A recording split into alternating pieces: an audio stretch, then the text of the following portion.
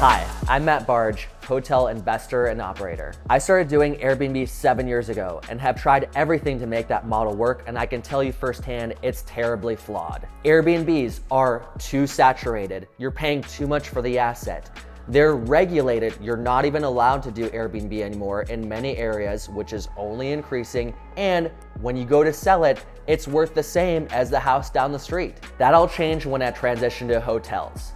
What if I could tell you, you could pay a quarter of the price per door?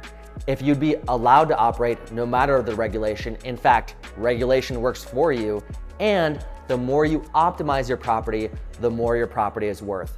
What would you want to say?